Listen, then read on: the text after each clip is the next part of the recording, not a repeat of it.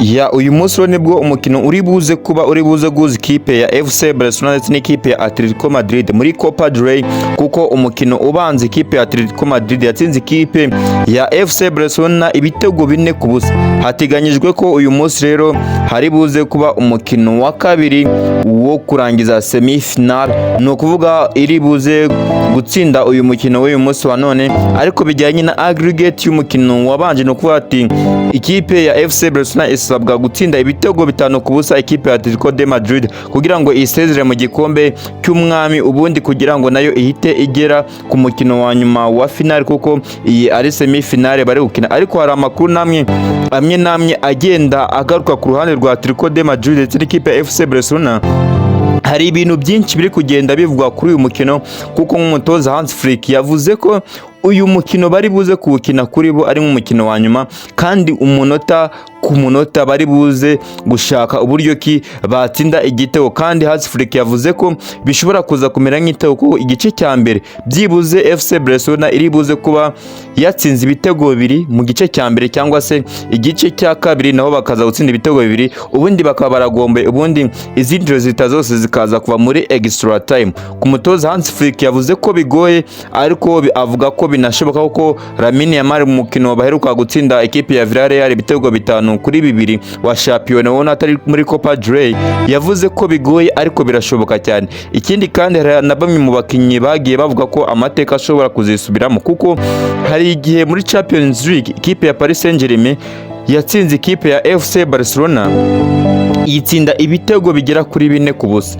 Umukino ubanza bagiye gukina umukino wo kwishyura, ikipe ya FC Barcelona yatsinze ibyo bitego 4 irabyishyura, ndetse ishyiraho n'ikindi gitego nekeza ko yatsinze ibitego 5, ubundi isezera muri Champions League. So ni umukino rero uri buze kuba ukomeye, ariko abantu batekereza ko amateka ashobora kuza kwisubiramo. Gusa ntabwo twafata i Barcelona na twigiranye na Paris Saint-Germain cyo gihe, cyangwa se n'umwaka ushize nekeza ko byabaye 2018 cyangwa se nimba 2013 nimba natibeshya aho ngaho.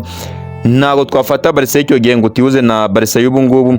Ariko kuri Atletico Madrid umutoza Diego Simeone yafashe system ya Atletico Madrid arayihindura bijyanye na resultat z'uyu mukino. We arashaka kudefanda ibitego bye 4, ubundi agasezerera ikipe ya FC Barcelona muri Copa del Rey. Ikipe ya Real Madrid ntago abantu bayibonye, kuko yavuyemo ruwikubita nawe yarasezereye.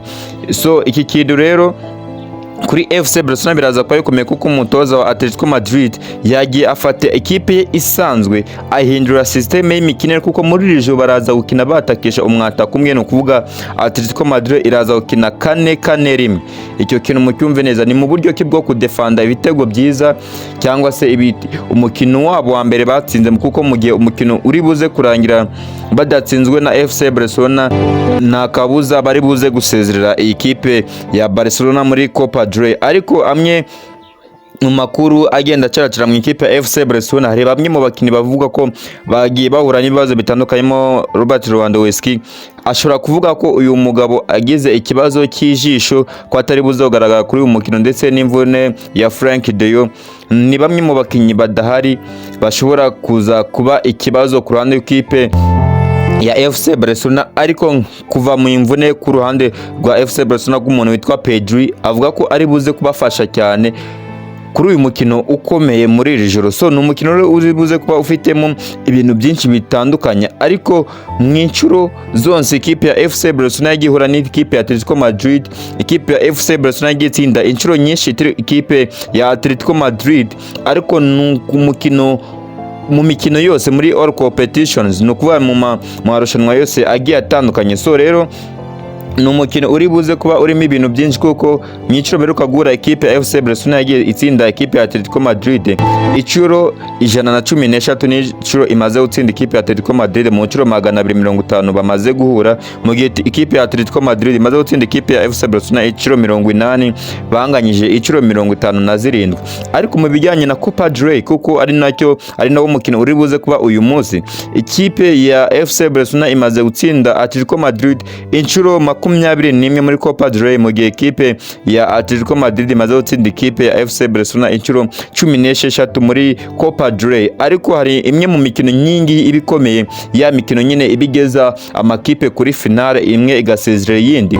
Ikipe ya Atletico Madrid imaze guhura inshuro enye zose n'ikipe ya FC Barcelona muri Champions League, kandi izo nshuro enye zose ikipe ya Barcelona ni rimwe ho yatsinze ikipe ya Atletico de Madrid muri Champions League ikuramo inshuro imwe, mu gihe ikipe ya Atletico de Madrid yasezereye ikipe ya FC Barcelona muri Champions League inshuro ebyiri.